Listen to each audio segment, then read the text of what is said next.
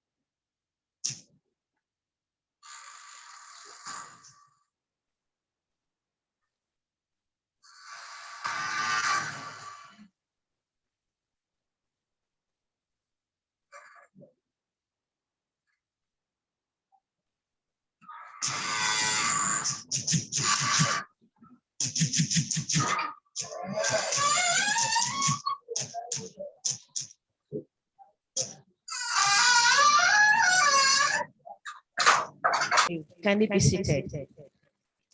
This morning, my name is Anu Rotimi. I'm the Executive Director of Center for Accountability and Inclusive Development CAD, and a passionate health advocate for that matter. So I have the honor, the privilege, singular privilege of hosting us this morning. But I'll not be doing this honor alone by myself. I'm pleased to call to join me on this part of the all. A young colleague. She's a young doctor because we also believe in mentoring and coaching young people, because I'm still young, but I very soon I want to leave this stage. I can become like the profs and the rest. So I'll be asking and requesting Dr. Adeze to please join me, and she'll be co-moderating this roundtable discussion with me. And to start with, I would like to hand over to her to get everyone in this all introduced. And I think I've had the singular honor of introducing myself first. So, welcome once again and enjoy the conversation. Can we give her a round of applause? All right, so good morning once again. I'm Dr. Adeze, a medical doctor in Abuja. I work in a cardiology institute. So we're talking about immunization today. And we're talking about immunization today. And it's a very important part of our society, as we all know. To kick it off, we look a bit, we just look very quiet and very serious. As I'm looking around, everyone is just looking at their papers. So can you just look around, smile at the person next to you? You may never know if I'll ask you what their name is later. So just look around and see who's by your table. I can see representatives from Medical Women's Association of Nigeria. You're welcome, ma. I can see a lot of professors here, important people around. So just look around and see who's on your table. You never can tell. So people are not looking around. All right, I'm sure we'll have enough time to do that. Yes. Great. So we'll have enough time to do that as time goes on. But events like this, networking is very important. It can never be underrated. Yeah. So we'll just very quickly. We're commemorating the 2022 World Immunization African Vaccination Week, and our theme today is Long Life for All. Long Life for All. And today we'll be looking at the 10 years after the National Vaccine Summit. So there was a vaccine summit that was done 10 years ago. And like anything that you want to assess, you need to assess whether there has been growth, development, to know where we're at today. That's what we're doing today. To commence this, we're going to be inviting the CEO of Vaccine Diseases,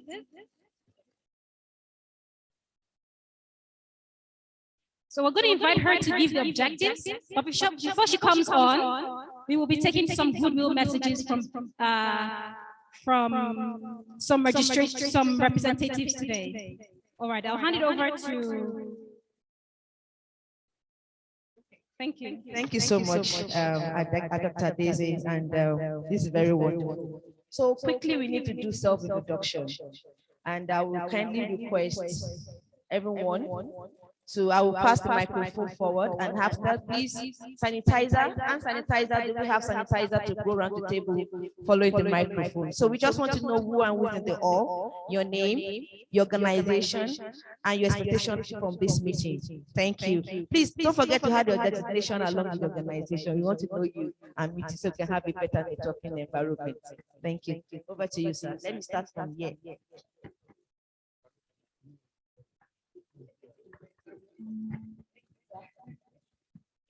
Oyewale Tomori is my name.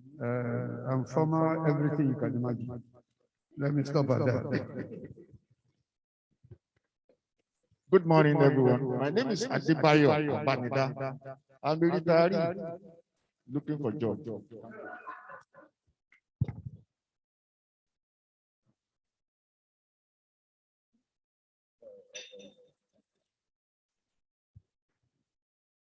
Morning, everyone. My name is Dr. Fatima Zara Mairani. I'm representing both Medical Women Association of Nigeria, FCT chapter, and Nigeria Medical Association. Good morning, everybody. I'm Dr. Ndayo Iwat. I'm the immediate past executive secretary of FCT Primary Care, now in America.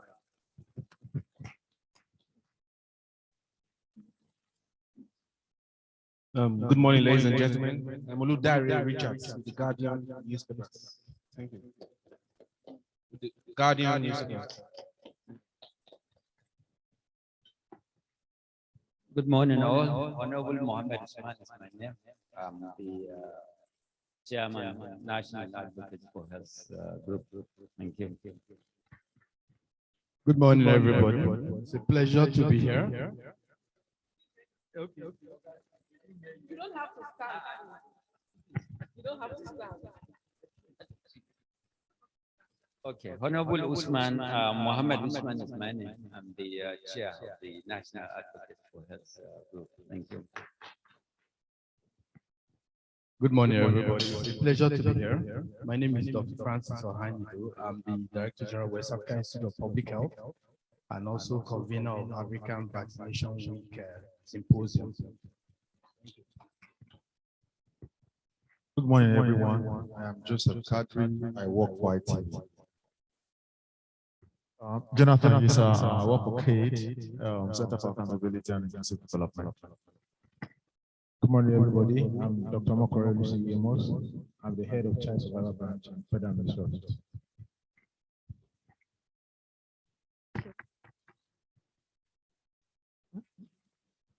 Okay. Good morning, everyone. My name is Dr. Nkem Ene, CEO of Preston Associates International Development. It's really an honor to be here and to talk to you. Good morning, everyone. My name is Asmal Salido. I'm a program coordinator with Pathfinder International. Good morning, everyone. I'm Prudence Wagwija. I write for Frontline News. Good morning, all. I'm Mimuna Abdullahi, Health Economist M&E Specialist with Africa Health Budget Network, and I'm representing the coordinator of Africa Health Budget Network, Dr. Aminu Magashigarba. Good morning, everyone. Onyeka Ojogu with the USAID Integrated Health Project.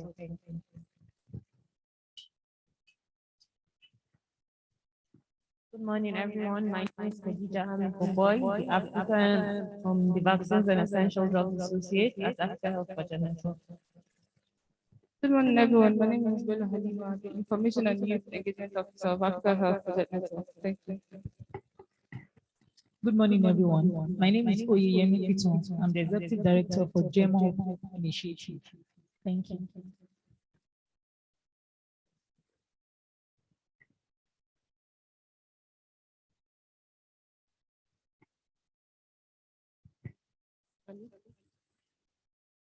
Hello, everyone. My name is Chika Ofo. I'm the CEO of Vaccine Network for Disease Control. I'm so happy that we are here.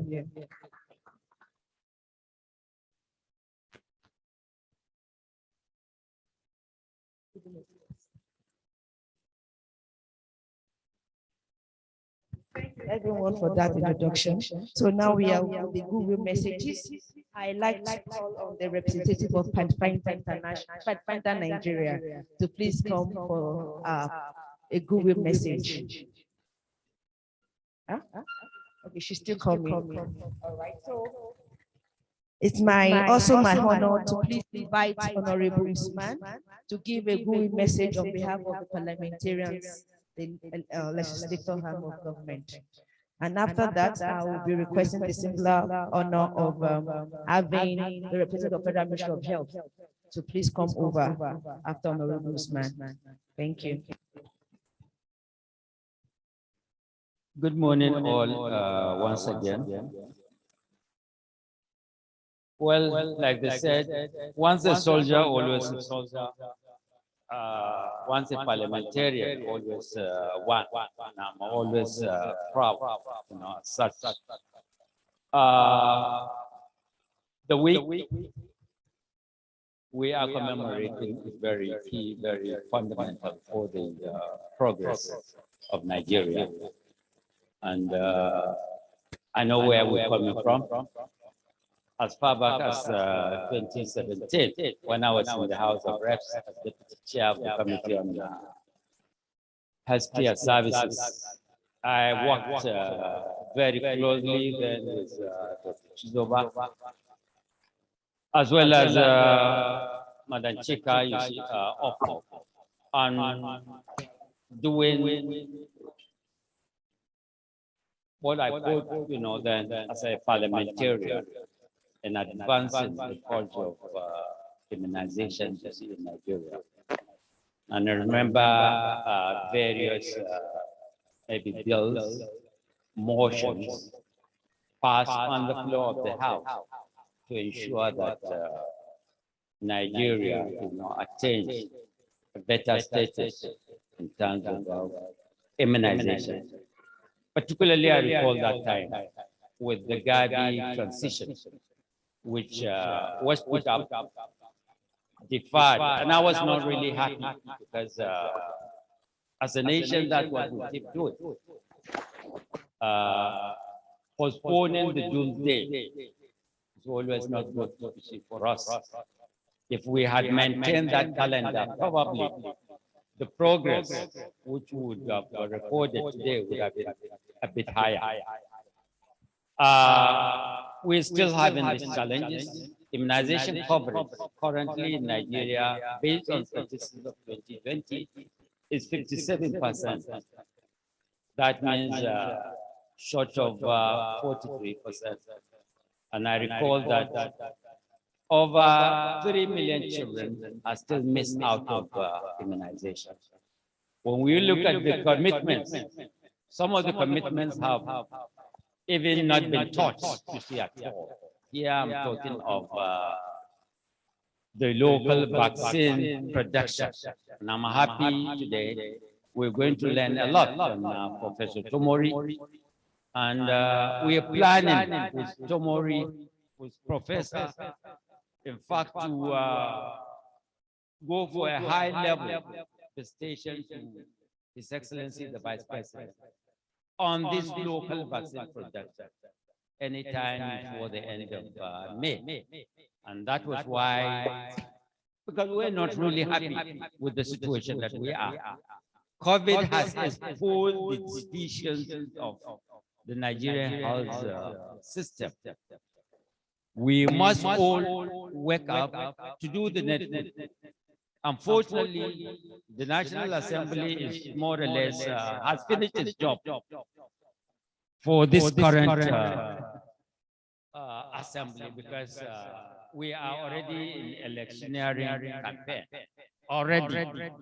And I always say that in the National Assembly, work is usually for 2.5 years. The rest is either when you come in trying to understand the job, and the last 1 year campaigning and what have you. Well, we still must work together. All civil society organizations, we must push the next assembly, the 10th, when they come, by passing the necessary bill to ensure that, in particular, local vaccine production has taken a very dynamic, posture. The government has maybe adopted policies which would ensure that we would be producing at least those vaccines necessary to ensure that our children, as well as our population, remain healthy. But we must start working now to ensure that we put in the right policies, the right program. What sort of legislation should we come up with immediately the 10th National Assembly comes on board? And I'm sure if we do that, we should be able, to forge forward. Thank you, and may God bless us all. Thank you for that, and we look forward to those results, and we can assure you that we'll surely work with you. Next to give the goodwill message will be the representative of Federal Ministry of Health, Dr. Omar Kari Oyusheyi. My apologies if I didn't pronounce the first name well. So can I please have the signal honor of having Dr. Omar Kari Oyusheyi, representative of Federal Ministry of Health. Let's give him a round of applause. Good morning once again. Let me start by saying we are very, very happy to be here, to be part of this process.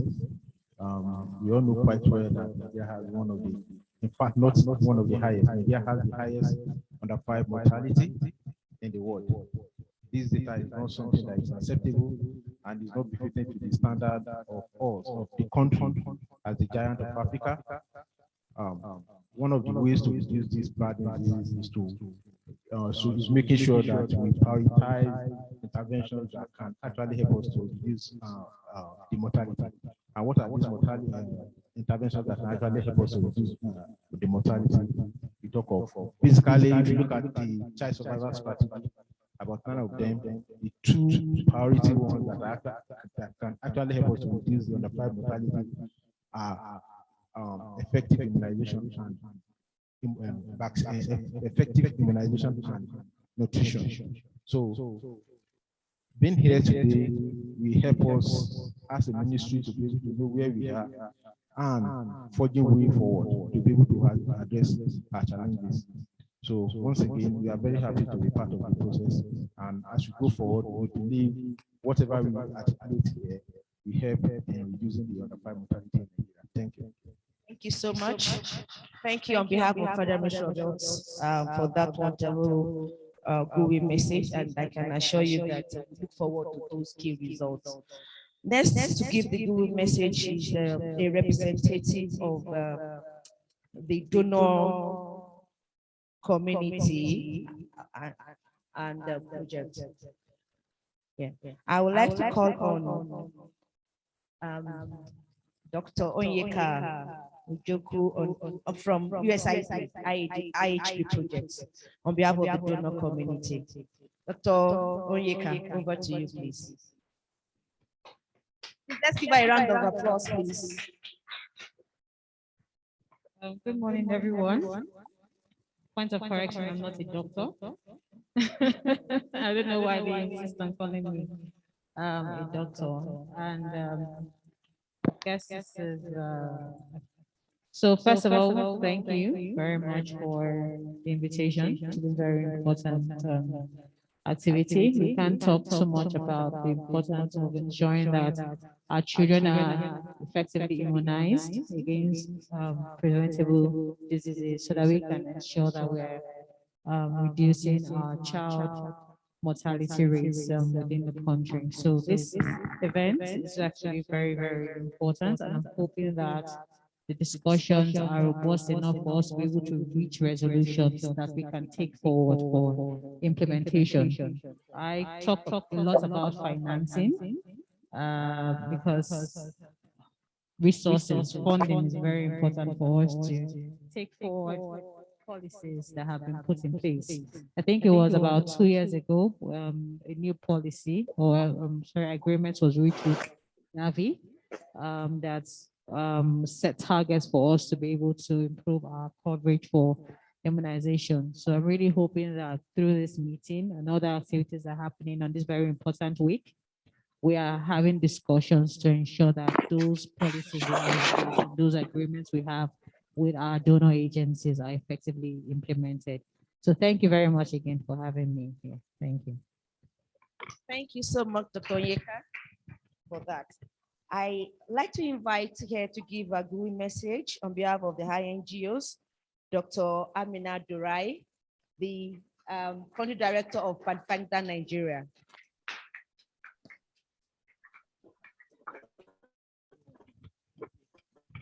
Thank you very much and good morning. I think first of all, before I say anything, I'd like to, thank you.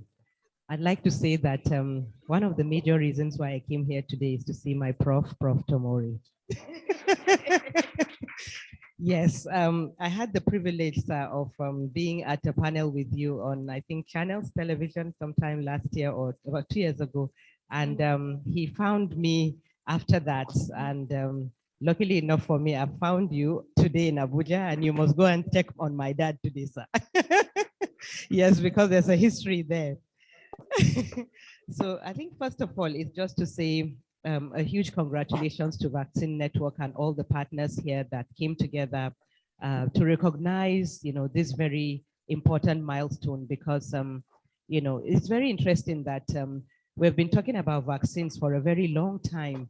At least, there's a post I made that said, since, well, I was born and I was vaccinated.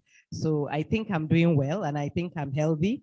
So I think it's, I owe it to my children and also to all the generations yet unborn to be a proponent and an advocate for vaccines. And I think that when the global community or the global public health community realizes that, we're all talking about prevention, and somebody talked about financing. Prevention is, everybody understands and believes that prevention is much, much less costly than treatment. COVID-19 has shown us a lot. It has also, been able to bring us all together to agree that at least vaccines help. We as Pathfinder International, we are excited to be partners with Vaccine Network on the project called Access, funded by MacArthur Foundation. The project is actually aimed at reducing or improving access and reducing hesitancy of the COVID-19 vaccines, and also increasing accountability of these vaccines. I would want to hammer on the accountability process, because if the community or our beneficiaries or our world realizes that what we're doing is not for the benefit of any INGO or any government, I think they will better accept and receive the services that are being offered. We have to be accountable, because God has placed us in the position of decision making, in the position of acting on behalf of our populace. And I believe that with this discussion that we'll have today, there's a lot that we're going to learn, and also remind ourselves on the importance of continuing to have routine immunization and also all other ad hoc vaccines that have come to bear because of the position or situation that we find ourselves. Thank you very much, and I'm looking forward to this productive discussion. Well done, and thank you. Thank you so much, ma'am. I'm always happy to have you around with your smile. Thank you, ma'am. So I'd like to also call next to share a good message with us would be a representative of the media. I'd like to invite Mr. Joseph from ITV. And now while he's coming to the podium, I like Dr. Ohanido to please prepare to give a goodwill message on behalf of civil society.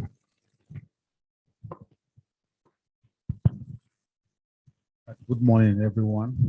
Good morning, Professor Tomori. Good morning, Honorable Mohammed Usman, and a host of others. Please permit me to stand on the existing protocol. In an event such as this, the big fish must be recognized, and of course, every other fish here is also recognized. From my constituency, the media, I'm happy, representing them here, and I'll say all we have been doing is to ensure that these information are disseminated, appropriately, and to also pledge on behalf of ANHED. ANHED is the Association of Nigeria Health Journalists, that as far as vaccine is concerned, we will continue to push it to the fore and ensure that parents and caregivers especially allow their children or ward to be vaccinated. It has been proven from time immemorial that vaccine is one of those drugs used to prevent some very terrible diseases. And we have seen that in the time past, we can look at um, uh, so many diseases that have been prevented using vaccine. And even the most recent, which is, of course, that disease that deforms and make children what we now call physically challenged, the polio. We have seen what vaccine has been able to do. And of course, the COVID-19 is equally there. With that vaccine, many people have difficulty moving around, traveling from country to country, but we have seen that with the advent of COVID-19 vaccine, people can actually go about to do their business. So we'll continue to ensure these informations are in the fore. And the appeal we'll make is that whenever we call for interview, please avail us that opportunity. We know Professor Tomori has been doing that. We know Honorable Usman is there, and I'm sure the country rep of Pathfinder also has always been doing that. And as this event is unfolding, we are going to see that our colleague here will be reaching out to you one after the other for interview. Please avail yourself. This is the only way we can actually push this information out and ensure that we protect ourselves. Thank you once again. Thank you so much, media, for that. And that's very nice. So please let's start getting ready for the interviews. Now, I also like to invite to join me here for a short Google message, Dr. Francis Ohanido on behalf of the Civil Society. And also is the HSR Sector Reform Coalition chairperson for Human Resource. So over to you. Thank you very much. I know wants to tell everything about me. It's not a citation. I'm just going to say a goodwill message. Yeah, okay. Good morning, everybody. I will stand on existing protocol if there's anything that's been established. My name is Francis. I'm not the Pope, but I'm just Francis. Well, I think one of the things that I think somebody mentioned that we're in a very, very unusual period of the existence of humanity. Why do I say that? The reason is that there has never been any age that had access to social media the way we have. One of the things that happened with us in the past 3 years, of course, is the COVID-19 epidemic. And that came with what you call infodemics. People were used with so much information that it became difficult to manage the kind of information you have. People can sit at home in their kitchen, in their bedroom, and concoct any kind of information and just dump it on media. Some of you saw people dangling spoons on their arms, those lightning bulb on their shoulders, and all sorts of things. It's the world we live in. And funny enough, people actually believe this crap. But the thing is this: we are in the age where some people are intensely, let's put it that way, who are creatively trying to turn science upside down on its head. And one of their biggest points of attack is vaccination. Vaccination has become the whipping child of these anti-establishment people. They're everywhere. But some of us are still here, you're here, who understand the science of it. And that's why we're here. And I'm hoping that in the course of this meeting, we'll be able to gain some traction in terms of what we want to do, whether civil society participants, whether implementing partners, whether donors, whatever we call ourselves, we're in the same choir. So we should be talking to each other on how to make things better and make those people outside the choir to understand what we're saying. And we should also try to effectively engage those people on the other side so they understand what the issues are. Vaccination is critical. There's no gainsaying. Over 20 diseases now can be prevented by vaccines. And it's very important, particularly for developing countries and particularly Sub-Saharan Africa, where most of our problems are infectious diseases. So vaccine is critical. And even more recently now, before I end this, is the introduction of the RTS. Some of you don't know about that, but the RTS is actually the vaccine for malaria. So we need to begin to understand how we rein in some of this misinformation before we even begin to talk about introducing malaria vaccine, which will be critical for the next generation in terms of achieving what we call demographic dividend in Africa. So I want to thank you all for this opportunity to be here, to be part of this discussion. I'm here to learn, please. So please, thank you very much, everybody. Thank you so much. Thank you so much, Dr. Ahanyido and Civil Society. So to finish the Google message, I would like to call on, we're talking about immunization, and there are people that actually are the core of immunization. Without them, the vaccines will not get across to the end users. These are the health workers. And among the health workers, I'm also privileged to say women are actually at the crops of giving this vaccine, and they're also the caregiver. So today I'd like to call on Dr. Fatima on behalf of the health workers. She's here on behalf of NMA and the women wing of NMA. So please, Dr. Fatima, please on behalf of health workers and the female caregivers, please.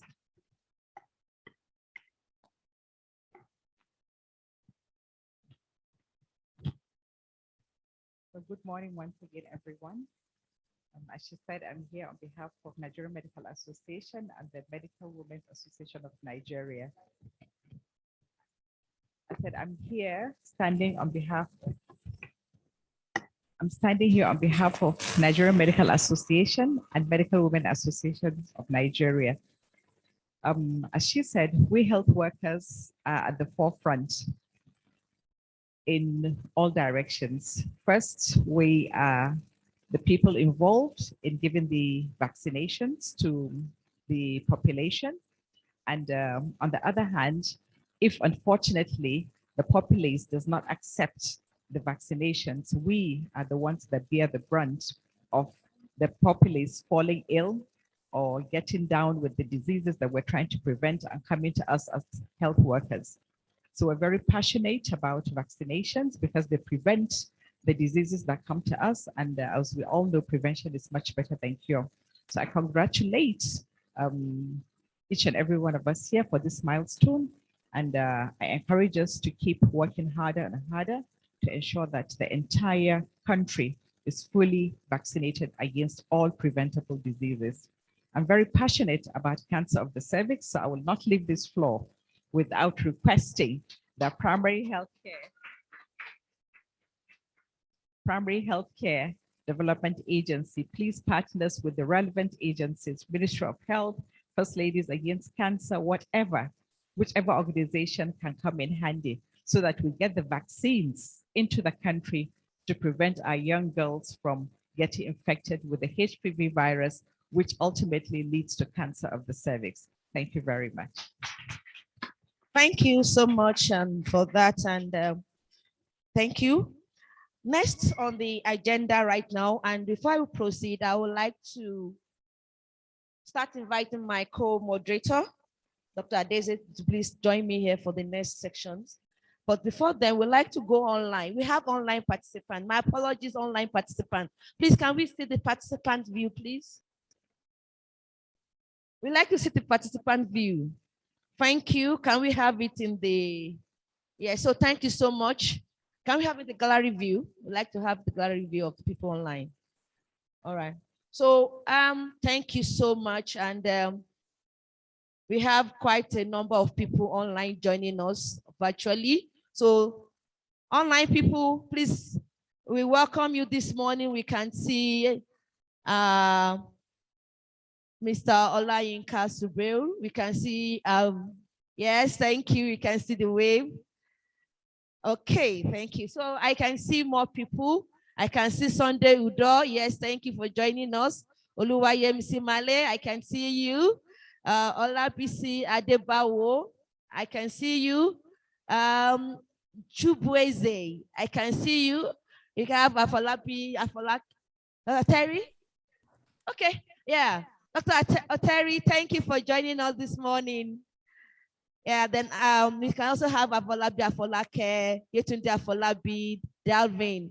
Thank you everyone that joined us online. Please feel free to drop your comments, questions, and we'll come to you for your, so stay online. You are going to participate in actively too. When the time comes, we'll give the floor for you to speak.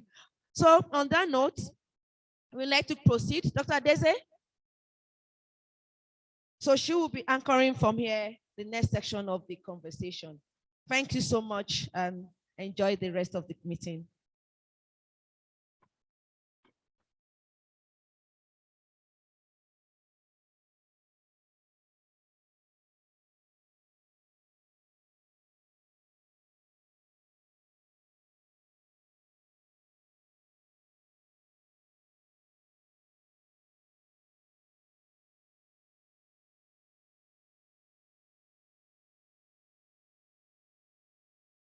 Hello? Can you hear me? All right. So can we give a round of applause for ourselves? We've done so much this far. Can we appreciate ourselves now? Yeah, so we've had wonderful messages, goodwill messages, and it's very interesting to see that we're all here for the same goal. We're all here to see that immunization goes as far as it's supposed to be. You know, like a child that is born, you have dreams and aspirations for those children. And that's how Nigeria is today. We have dreams and aspirations for our country. But if our country is sick, how do we move forward? In order to state the objectives of today's meeting, I'll be inviting none other than the CEO of Vaccine Network for Diseases. We all know her. We have met her one way or the other. I call her Mommy because she's fantastic. Can we welcome Mrs. Chika Ofor? Thank you, everyone. I've been so excited waiting goodwill messages. I want to come and say my piece. Yes, while we are here, 10 years ago exactly, the immunization indices wasn't quite good, wasn't good at all. And then Nigerians, Dr. Chizoba, Dr. Esangbedo, talked about it and said, what is going on? We have to do something about it. We have to do something about it. But they didn't start alone. Dr. C. Chizoba and Dr. Esangbedo came together to MPACDA to meet yours truly, Dr. Abanida, and decided that, you know what, something has to be done about immunization. Our children are dying and it is not good enough. And then what was the strategy? They called critical groups, the media, MPACDA, FMOH. I remember Dr. Pate. Dr. Baniga, I salute you, sir, for the role that you played. And then, blessed memory, I still want to remember our very own Dr. Ben Ayene and the role that he played. They all came together and decided that to get high-level critical partners to come together to aggressively tackle the issue of immunization in Nigeria. Note the word, aggressively. So the choices, the high-level members, people in National Assembly, private sector, NGOs, INGOs, coming together to fight and make sure that our children survive. That's what happened 10 years ago. And then 10 years ago, it was a very robust engagement. And that is why this April is exactly 10 years after. This April is exactly 10 years after. The National Vaccine Summit was done April 2012. And we are now still in April 2022. It's amazing. So now, what are we supposed to do? There were commitments that were made at that time. Critical commitments. So we're going to check and see, was it worth it to have even had the National Vaccine Summit? Those commitments, did anything happen? Was there any improvement? What are the next steps? The journey so far. And then how do we dovetail it into Immunization Agenda 2030? That is why we are here. That is why we're having this conversation. So I want to just list the commitments. The first important commitment at the time, I remember Professor Tomori said something like, if polio is not eradicated, National Vaccine Summit of 2012 will be considered National Vaccine Vomit. That is what Professor Tomori said at the time. And I want to tell you, sir, it is not National Vaccine Vomit. Polio has been eradicated. So when we take stock, suddenly realize that we're not where we want to be, but we're not where we were. We have moved. I know we have the circulating polio virus, but the white polio virus has been eradicated. Clap for yourself, my people. Thank you, Dr. Chizoba. Thank you, Dr. Nkem. Dr. Nkem was a repertoire. Dr. Terry, that is online, was also there. He was a chair of one of the subcommittees. So all of us here, Dr. Abanida was there, Professor Tomori was there, I was there. We're all coming together to ask these critical questions and say, how well did we do? The second one was polio transition plan. I don't know whether we have done that. The second one is Nigerian Alliance for Vaccines and Immunization, NAVI. Was it ever done? Dr. Abanida? NAVI. Those are one of the commitments. The third commitment, next slide, please. Vaccine research and development, local production. That is why we're talking about it today. We are not there yet, but the conversation has started. Number 4. Biannual vaccine summits. The question we are going to ask, is it necessary? Should we still have another summit? Those are the questions we're going to be answering today. Next one, please. Inclusion of traditional and religious leaders in the routine immunization system. Yes, that worked, because today, as we speak, the Sultan of Sokoto is the lead of that technical working group. So you see, something has happened. Next slide, please. Polio transition plan. Where are we here? These are all the things we're going to be discussing today. Next slide, please. Village health facility ambassadors. I'm sure Dr. Iwot will tell us a lot about that. Number 8. 100% government funding for vaccination programs. Where are we here? These were the commitments 2012. We're going to score ourselves. We're going to check what did Nigeria do? Where have we come? How far have we gone? The journey so far. What are the next steps? 100% government funding. Number 9, please.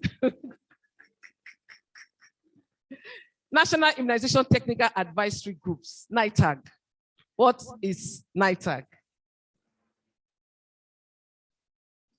Number 10. Journalists for immunization. I know we have journalists for health, but I don't know whether we have journalists for immunization. Today, we will know. Mr. Kadiri will tell us, Ndidi will tell us today whether we have journalists for immunization and the role that we play. Collaboration between the health insurance, HMOs, and immunization programs to expand access insurance. Go ahead. Number 12.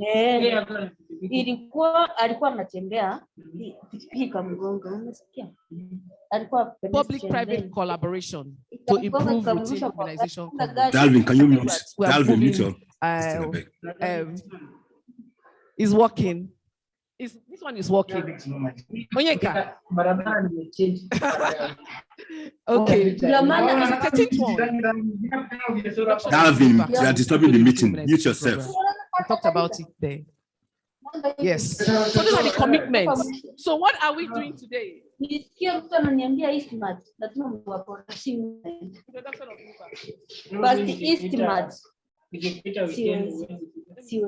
Acha nikae kwangu na hizo starehe zangu. Lakini siku yako kama imefika, lakini podapoda sasa kama chuzi kwanza, si podapoda peke yake. So I've said it all. I have said it all. So the meeting objective is to review, track the commitments made 2012, the success stories, lessons learned from the pandemic, and see how it dovetails into the Immunization Agenda 2030.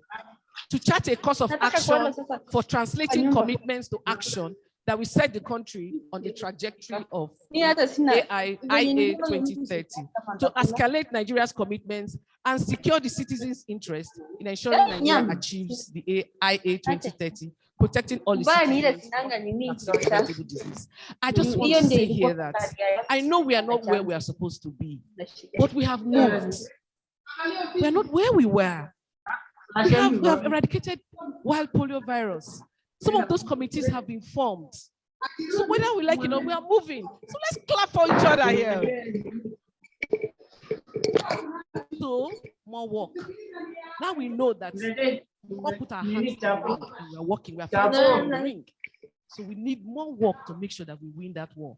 And I believe that we will. Today we determine the next steps for us. Thank you very much. Another round of applause for Mrs. Chika Ofo. Right. So she said something. We may not be where we are or where we want to be, but we are what? We're moving. We're not where we used to be. We may not be where we want to be, but we're not where we used to be. And we are moving forward. That's very important. Motion is very important in any journey. Even if you're moving, you're not moving where you want to. As far as you're moving, it is very important. And you may be asking, why are we reflecting 10 years? Why are we taking time to do this? Even as far back, there's a quote by Confucius that says that learning without reflection is what? Anybody know that quote? Okay, it's about learning and reflection. It says learning without reflection is a waste because you don't even know what you've done so far. And it also says that reflection without learning is what? Dangerous. So there is a piece in learning. There is something that you must do when you learn, and that is what? Reflection. And to carry us through this journey from year 2012, we're going to be inviting none other than the Chief Executive Officer at Preston's Associate for International Development. We'll be calling on Dr. Nkem Ene to run us through the journey so far. Can we welcome her? Si just tu unapata ma certificate in case any chance ikikuja unakuwa considered. Sasa hizo picha zenye nimetuma nimepiga ni kama hivi. Hii ni Nakuru County. Sijatuma. We have two major panelists that will be speaking on behalf of the country and particular stakeholders. We will also kind of divert to specific government agencies to answer some specific questions. But the point of this session is really to get to the bottom of where we are. I acknowledge Mrs. Chika's very exuberant cheerleading for the country. But, you know, I would like us to have a balanced view of where we are. So just before we get started, I would like to just kind of read through very short bios for the people that will be asking questions of. Everybody here knows Professor Tumori, but there's a reason in Igbo they say, am I allowed? Okay, they say, meaning that anyone that is being called upon regularly and all the time must be doing something, right? To be the person that everybody's looking for. So just quickly, Oyewale Tomori, President of the Nigerian Academy of Science, first Vice Chancellor of Redeemer University from 2004 to 2011, Fellow of the Royal College of Pathologists in the UK, the Nigerian Academy of Science, was also so he's a fellow of three of these organizations: the Royal College of Pathologists UK, Nigeria Academy of Science in Nigeria, and the Nigeria College of Veterinary Surgeons. In terms of the discussion that we're having today, the pertinent part of his accomplishments are so many. I will narrow into the virology part of things. He was the regional virologist, WHO Afro region from 1994 to 2004. During that period, he set up the African Regional Polio Lab network comprising of 16 laboratories and providing diagnostic support to the Global Polio Eradication Initiative.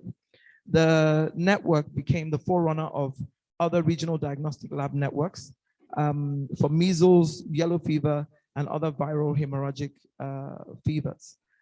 So what there's more, but in the interest of time, I will just say that Professor Tomori is like the oracle that is consulted for anything that has to do with vaccines, immunization in Nigeria and way beyond. He sits on various governance platforms for immunization and vaccine production, and we're very honored to have you here, sir. And then the second person that is on the panel is Dr. Emmanuel Abanida, Mr. Can Do, that's what I used to call you, the person that could do almost anything. I used to wonder how you used to get so much done in a single day. So Dr. Emmanuel Abanida works as a senior technical consultant for an independent consulting firm from 2015 until March 2018. He served as the executive secretary of the Health Reform Foundation of Nigeria, HEFON, and from April 2007 and May 2015, he was the acting executive director and chief executive director of the National MPHCDA. From 2004 until April 2007, he was the deputy director, acting director, operations to the National Immunization Program. So they're very well placed. So, sir, Dr. Abanida, we're very honored to have you on the panel.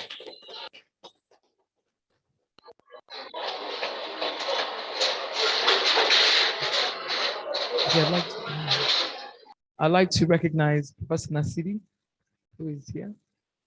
Oh, sir. Okay. You're very welcome, sir. Okay. So just to kind of set the tone for those that don't have the history of what has happened in the country so far, I believe that we have major immunization stakeholders in the room, but they may be, I don't know where this will be watched later, so I just want to kind of set a backdrop. As we trace the path to WHO's immunization agenda for 2030, which envisions a world where everyone everywhere of any age can fully benefit from vaccines to improve health and well-being. Every journey starts with a fixed point. We'll be taking our bearing for this particular journey from the National Vaccine Summit, April 2012. So Nigeria has carried the challenge of suboptimal immunization coverage for many years, since the National Program of Immunization was founded in 1996. By 2012, just to provide a context, by 2012, the number of unimmunized children had risen to 3.2 million from 2.5 million in the year before. 16 states out of 36 states plus the FCT reported having less than 50% coverage, up from 8 states the year before, 2011. And there was a notable vaccine inequity between the rich and the poor, and between those living in urban centers and those living in rural communities. There were frequent disease outbreaks at the time: polio, measles, meningitis, diphtheria, and pertussis. And the rising cost of immunization programming further amplified some of these gaps. The National Vaccine Summit was convened in response to the ongoing, I don't want to call it crisis, but there was a lot going on at the time. And a diverse group of stakeholders, very large group of diverse group of stakeholders came together to articulate specific commitments. So we have those in the handout that is in your folder. So, sirs, I would like to ask, I'm not going to go through them because Ms. Chika took us through them. I would like to ask, in terms of what you know about, and I'm directing this at Professor Murray first, which of the summit commitments, in order of priority, would you say that were effectively taken forward? And if you had to score how Nigeria has done for each one that you raised, what score would you give our country out of 10 and why?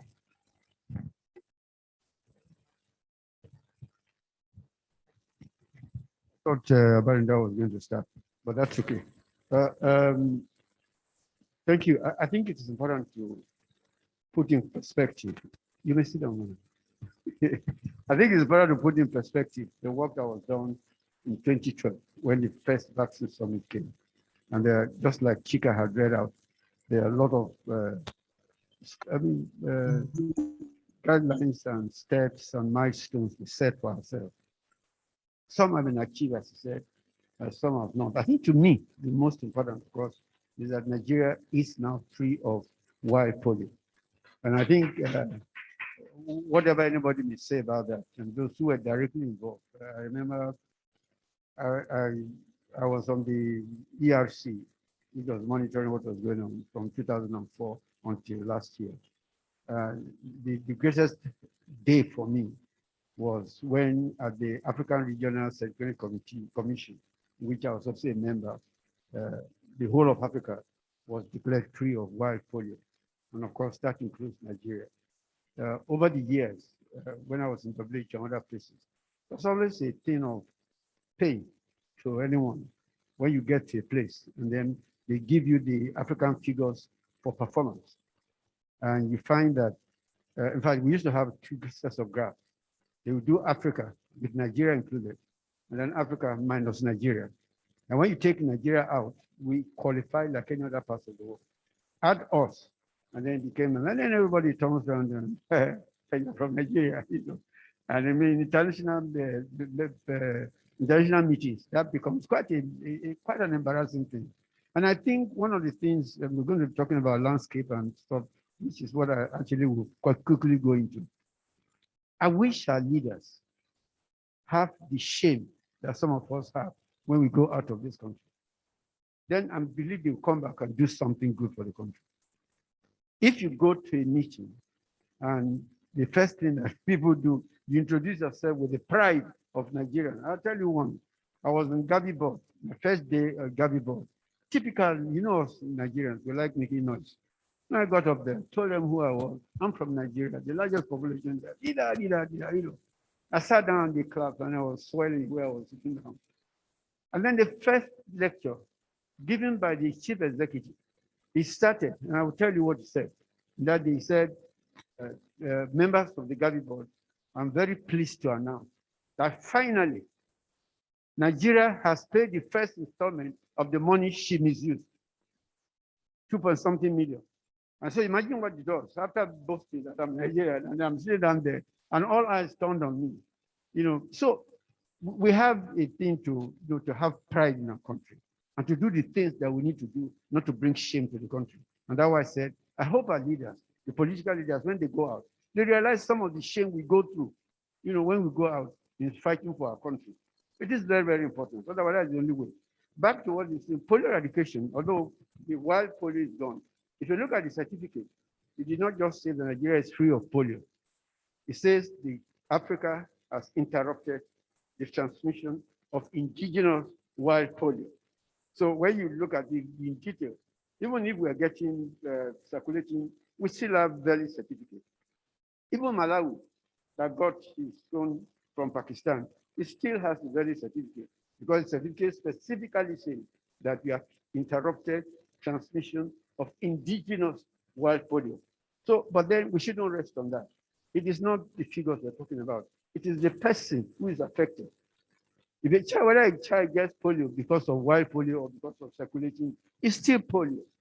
And we've won a battle, but there are many wars ahead. And I think we need to, all of us, to remember that we cannot rest on ours, as people have said. Yes, we did well. We finished that. There was a time when Nigeria was having like about 3-4 cases of polio every day. And we had that figure. I think you remember the period, you know, which 3-4 cases of people fully paralyzed in this country. And I knew when I was growing up, half of my colleagues were always walking like this around the place. We saw them. You don't see that anymore. In fact, the last place I saw something like that was in Sudan. It was about 3 years ago. An elderly person, and I saw him with his stick. And I said, I've never seen this type of thing for a long time. We should be proud of that.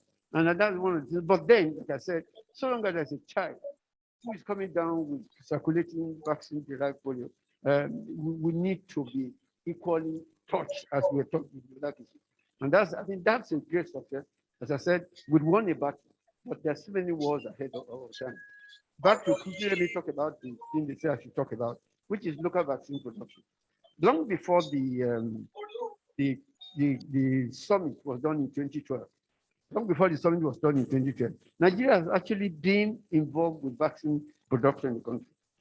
Almighty Vom, I mean, they started producing vaccine since 1924, and they're still producing. They're producing bacterial vaccine, viral vaccine, you know, fantastic drug things. The human side started way back in the 50s, also, yellow fever, smallpox, and all that.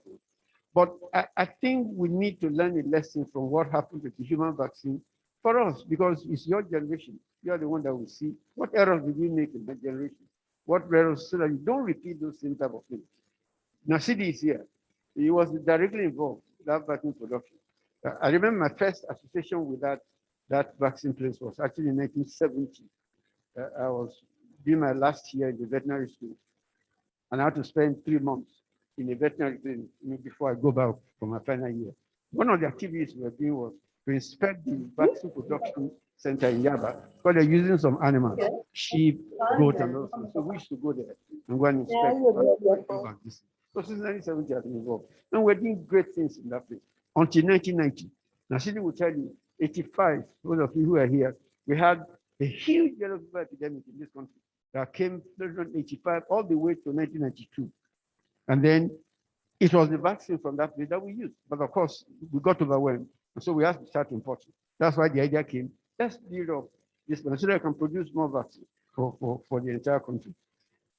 Then we have poor governance, change of government, military to civilian, civilian to government, and then that disrupted everything.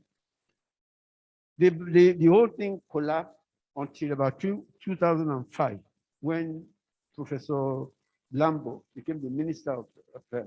And then they resuscitated the production of vaccine in the country. That thing went on until 2007, when the government, the new government that came in, committed an illegality. And I told you, or shot him that time, that this was an illegality. Why am I saying that? The board of vaccines consisted of both me and Bega and federal government. Federal government is the minority shareholder. And it was the minority that dissolved the majority. It only happens in Nigeria. And I tried to explain that. I mean, we need to, maybe we were wrong by not fighting the government at that time. They did something illegal. We kept quiet. So please don't keep quiet. Which reminds me of when Amina was talking about her father and myself. Aminu Dorai, we used to call him president, even before there was any president. He was the president of the Student Union. And he led us in all the demonstrations, walking from Samaru all the way to Zazao, which is in town.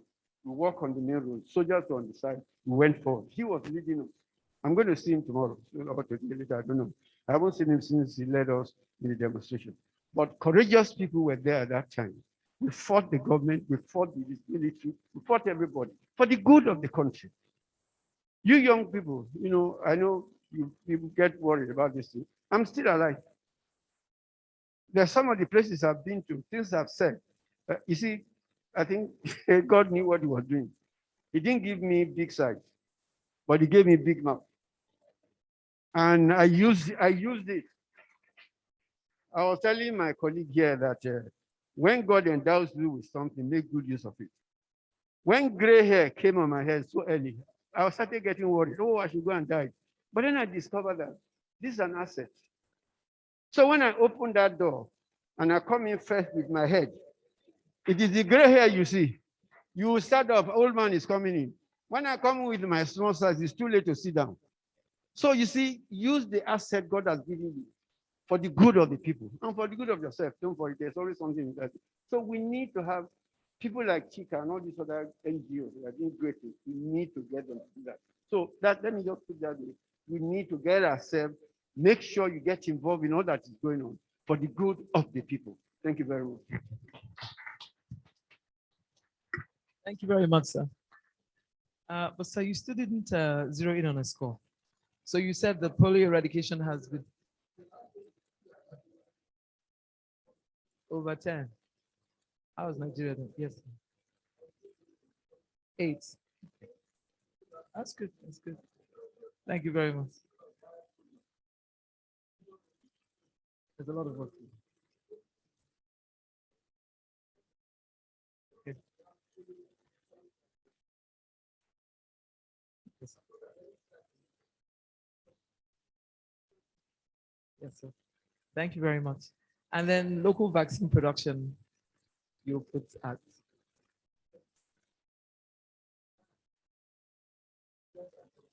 Okay. Thank you. Yes. Work done previously. Okay.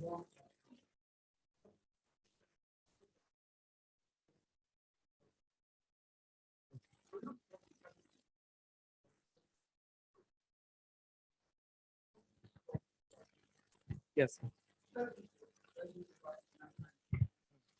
Okay. Thank you very much. So that was very informative. Dr. Banida, I chose this order for a particular reason. Professor Tomori sits on those panels that serve as oversight of MPACD and other staffers as it relates to polio eradication and other things that are being pursued.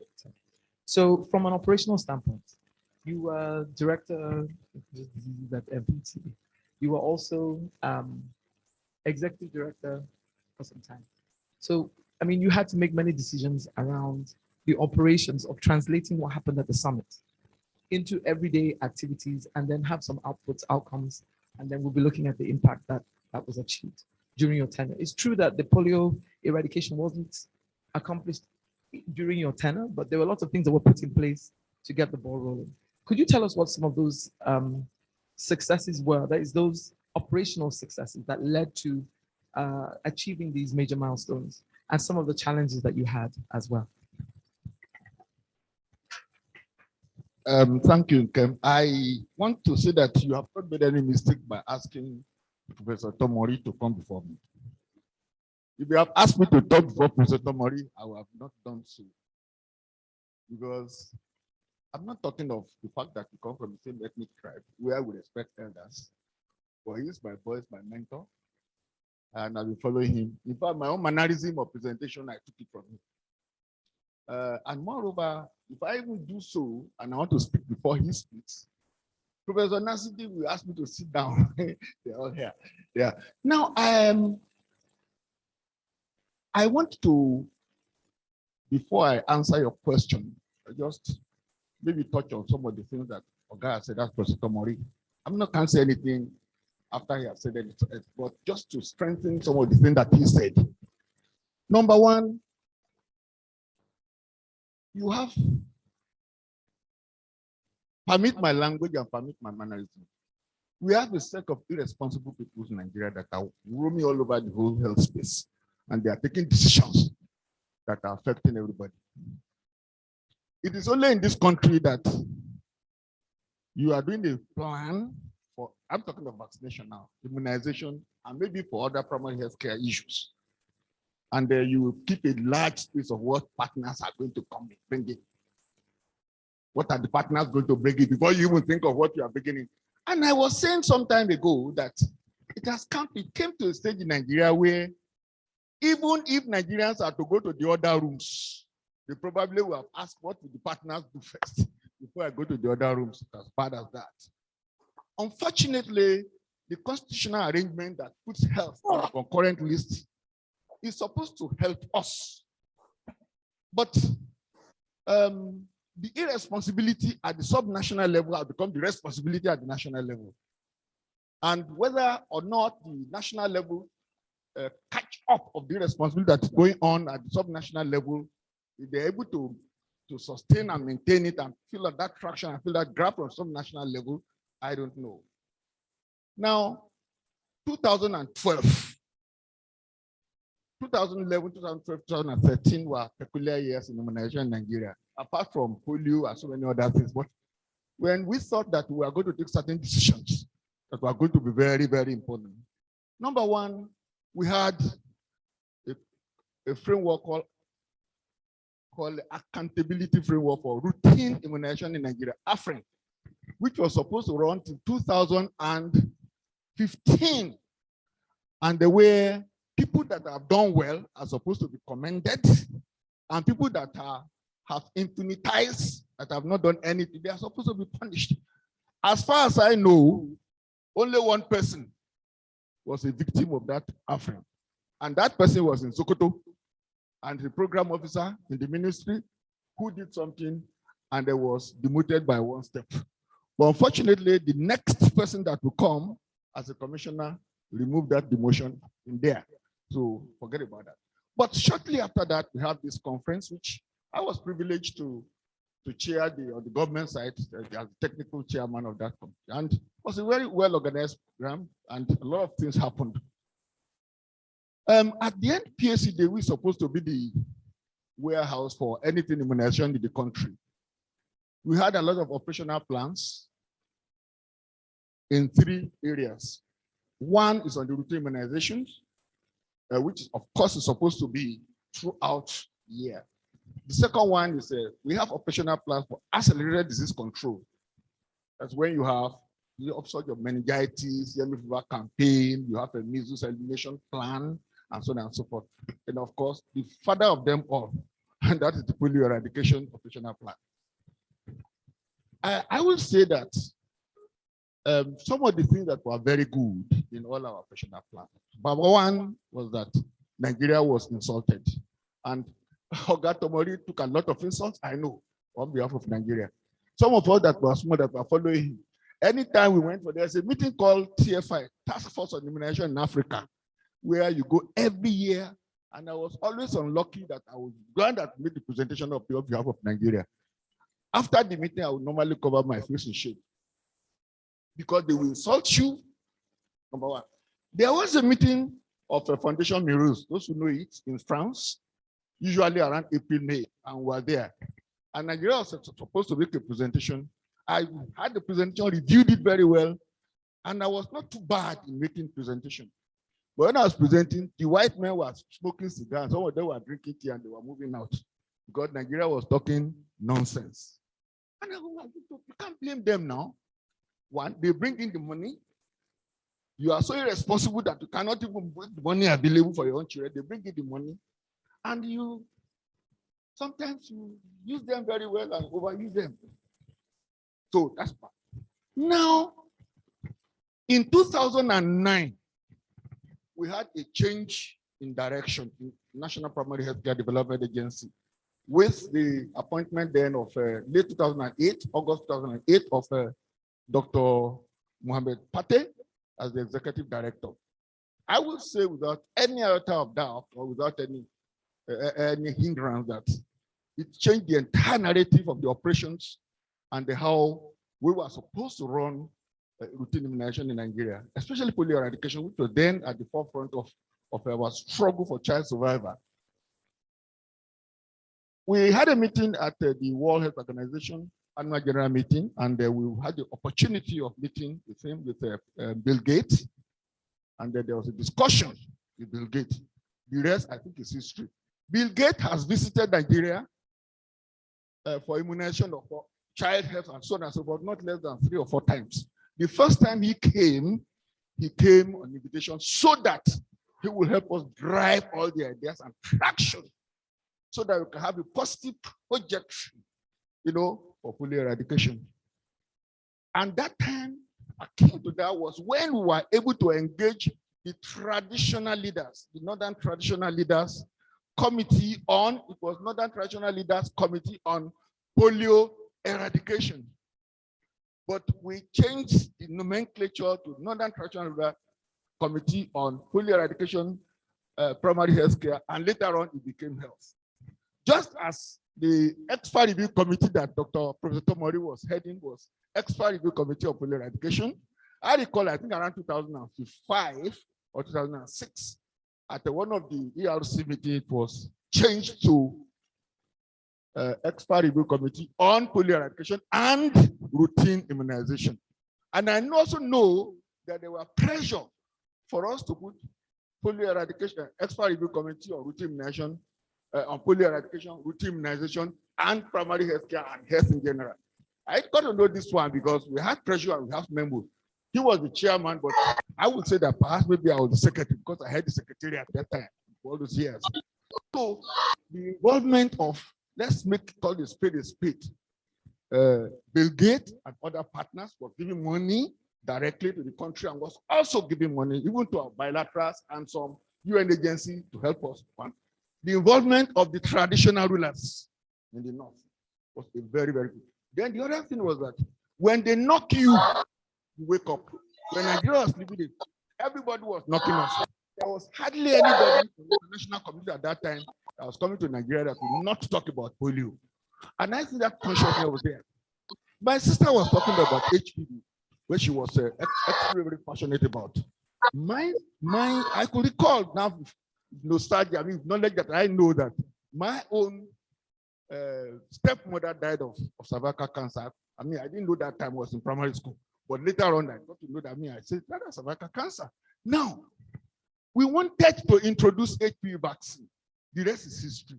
But it became difficult for us to do so because the global community were telling us. We went to Geneva and we were with Gavi. Gavi told us, and everybody told us that, go and face your primary responsibility of number one, make sure that you get polio out. Number two, make sure that you increase your routine immunization. Then when you do that one, you can now start asking of HPV. You see, these are also some of the challenges. Now, I think some of the operational things that one will have not to talk about is that if the health system is everything will be okay. But I will give it to the CSOs and the NGO communities that their involvement and the increment in the amount that Gavi was giving to the CSO and the NGOs, which came out of a meeting that was held in Senegal in 2011. Initially, it was 0.5% of the money that came in that goes to the NGO or to the CSOs to support it. I'm talking of immunization now. But fortunately, we had a meeting when Gavi was considering what intervention they were going to do for the large countries. And they called Nigeria and India. But if Nigeria did not achieve it in Africa, there's no way you achieve it. If India will not achieve it in Asia, the whole world will not even achieve it. Now they called the countries and we were in Geneva for almost 2 weeks to look at the plan of the engagement of Nigeria for routine immunization. And one of the things I would say was that, look, since there are a lot of issues with trusting governments with funds, building trust on funds in government, why can't we do something on increasing funds for the NGO? And that led to the first increment in the NGOs on the CSO fund from Gavi to 2.5% and finally to 5% in 2013 at the meeting in Senegal. So I think the CSO involvement in all our operations too was very good. Finally, what I want to say about this was that the security agencies and the regulatory bodies, they have also helped us in our operations. It's looked like a counterfactual because if you are doing something with impunity and you are not responsible, you are not accountable, and nobody is watching you, there's tendency for you to go on and start going on. I will recall that throughout my period in National Primary Healthcare Development Agency, both EFCC and ICPC must have visited us not less than 10 times. And the people used to have to go to there and make statements. I have been there many times to make statements.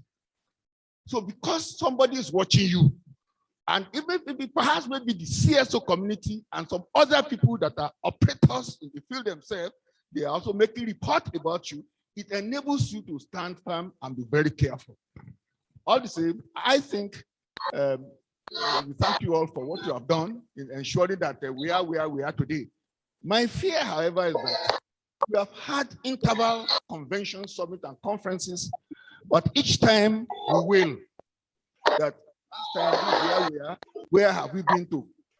I hope that in 2030 is just about 8 years from now, that will not, let's break it down, maybe 2050 midterm, that we are not going to come again and say, well, we even had a meeting in 2022 organized by the CSO communities, and these are all the commitments, these are what we have said, where are we? We must find a way of breaking that jinx and making sure that things move ahead. So thank you very much for the opportunity.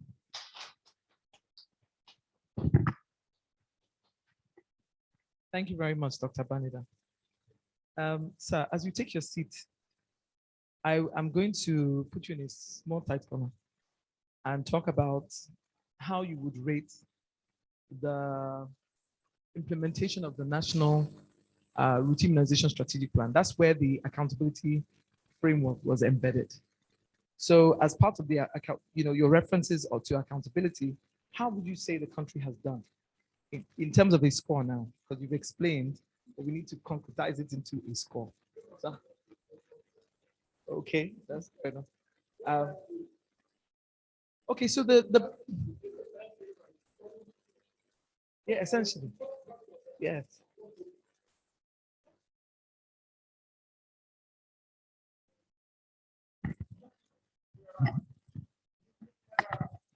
There were two things that we were looking at in implementing routine immunization plans. First, before 2009, we were just do it as recommended by TFI or as recommended by the expert review committee or as recommended by a strategic advisory group of experts or global committee, global polio eradication initiative committee. These were the people that were giving us recommendations and suggestions, and of course, global immunization meeting. But from 2009, the World Health Assembly at its, I think it's 34th or 33rd assembly, did say that we are going to have a global vaccine action plan in the decade of vaccine. By that note, we have been tracked. There are a lot of challenges, but implementing that was a problem because akin to what Prof said, it's like somebody wanted to cook, wants to cook soup, but has no ingredients. We want to run routine immunization, but the primary thing that we need to run in routine immunization, you have the vaccine, apart from the human, of course, human resources. We do have no vaccine. Vaccine nationality did not start today. It did not start with COVID. There was a time when even getting Penta, when it first became a problem, we have to start running all over the whole place. And I would say, look, Penta vaccine, we are taking care of maybe 3 of the routine vaccine we are using separately. All right, so the nationalism was there. Now, with the decade of vaccine and global vaccine action plan, coupled with African immunization plan, I mean, also African Union has an immunization agenda, African immunization agenda, and 20 immunization agenda 2030. There are altogether about 11 agendas on immunization alone. And we are just focusing on 3. Gavi has its own, UNICEF has its own, so many others have their own. But when you look at all of them together, what they are saying is that by 2020, not less than 90% of all the 90 districts or LGAs, just to summarize it, in the entire, that 90% of the land surface of Africa should achieve at least 90 to 95% immunization coverage. Where are we?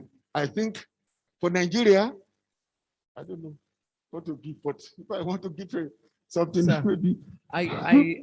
You kind of moved into the global plan. Yeah. I'm going back to the national RI strategic plan because it was birthed from that summit. Yeah. A lot of things that were raised in the summit were articulated in that plan. Yeah. And it was supposed to run from 2013 to 2015. So my question was more, how did we do with that plan? It happened during your time. So Yes. So if you can just give us a score, just score yourself, like you said. How do you think we did? I'm not sure. We didn't score 50%. We did not score 50%. Because the score is a synthesis of the national score and the subnational scores. If the national score 80% and all the 36 states score below 20%, if you dilute your score, so we didn't do very well. That's the truth about it. And that's the reason why, when you look at the commitment in those plans to ensure that we have enough fund to ensure that the cost of fully immunized child is improved, and at least about 80% of the cost of fully immunized child comes from internal resources. We have not done that. I'm telling you, for most of the time, we still get close to almost 15 to 20 billion naira in terms of vaccine and operations from Gavi to Nigeria every year. And Nigeria put in, don't let me say it's a party because a lot of things, of just between 4 or 5 billion naira. 4 or 5 billion naira. So most of those things are brought in by the partners. If you look at what is coming from the partner, now look at it totally. I was looking at it. It's quite very. Don't let me talk too much. No, it's not 50%. Let's say 50%. 50%. Score and you are writing it down, and journalists will say, they say Nigeria score 50%. No, that's not it.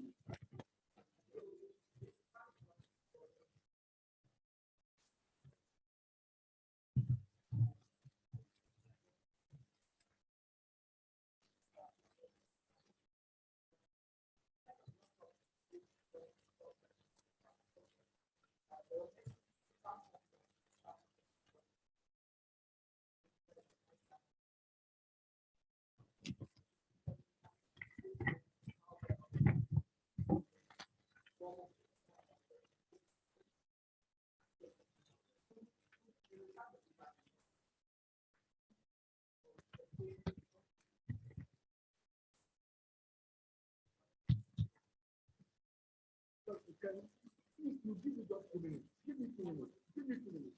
I'm saying so because I chair that meeting. I chair that meeting, and I let me just in 2 minutes. Let's go to. I won't talk about polio eradication because Oga has talked about it. But we talked about Nigerian Alliance for Vaccine and Immunization and link that one up to with collaboration with the private sector on vaccine. I think there are a lot of things that are happening there. And both of us know Mukhtar, who is heading the private sector vaccine alliance. So, and I think it's a PT private sector driven, which came on board, which came on something around 2013, 2014. Now, when you go to Vienna Summit, I've not said anything about that. We did wanted to plan to have it, but at that time, it was just not possible for us to do it. Now, the traditional ruler, you have answered the question, polio transition. In 2017, there was a polio transition committee that was set up at National Primary Healthcare Development Agency.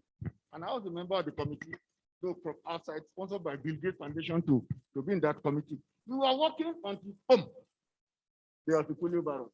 And so that committee naturally had to go down. Yeah, so that's the thought. So just to let you know about that one. Then there are the national or new vaccine introduction, which Chika did mention. Oh, certainly, I think for NBI, we have scored not less than 90%, not 100%. Because most of the vaccines that we plan to introduce, between that time and 2018 or 2019, we have introduced all of them. Penta, PCB, we have introduced also the injectable poliovirus. We have also introduced so many things, including MEN-A and so.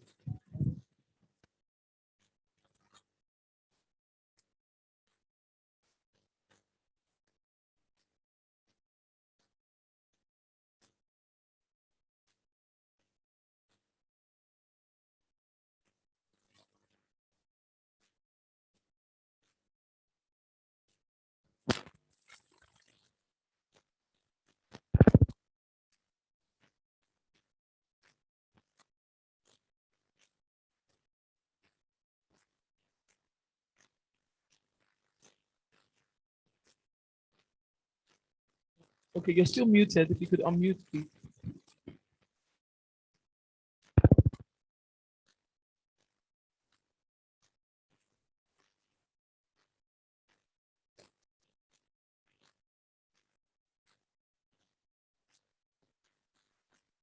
Is there a response?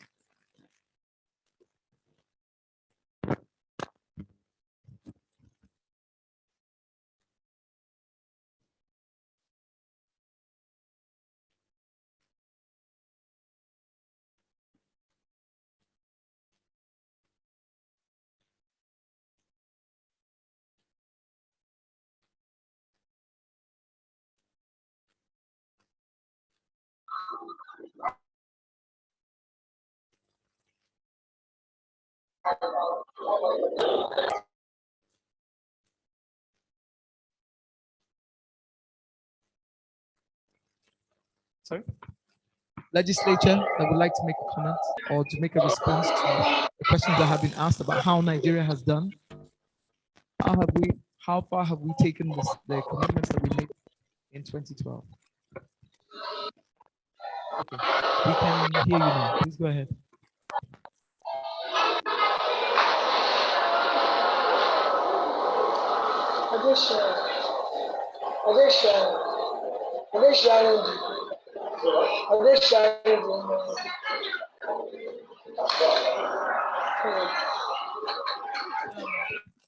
Can you put your response in the chat? It appears that you have a lot of background noise. So if you could please type your comment or response in the chat, we'd appreciate that. Thank you very much. Any response from anyone in the room? Giving the second one. We have just given this one. You alternate. You have to be alternating so that the brain. They come to you and ask how you think Nigeria did for any of the specific topics. You have to alternate it.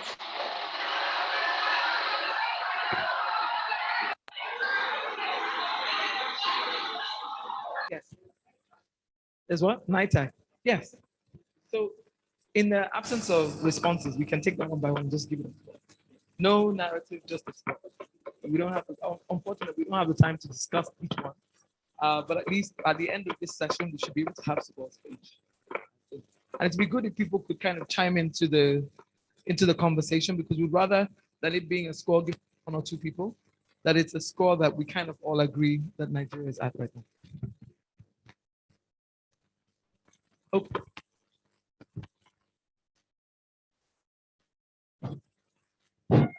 So, thank you for the opportunity to answer the question you've given. I think as a country, we've made significant progress in terms of immunization coverage and then reducing the under-5 mortality. So let me take you back to year 2000. Nigeria was having an under-5 mortality of about 200 per 1,000 live births. The meaning of this is that for every 1,000 children you have, 200 of them will die before the age of 5. This was one of the highest in the world.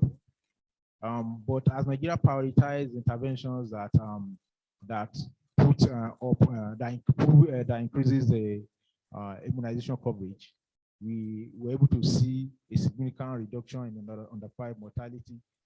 And 2008, when the NDHS was done, there was reduction to 156 per 1,000 live births. Moving forward to 2008, it also reduces to this under-5 mortality reduces to 128 per 1,000 live births.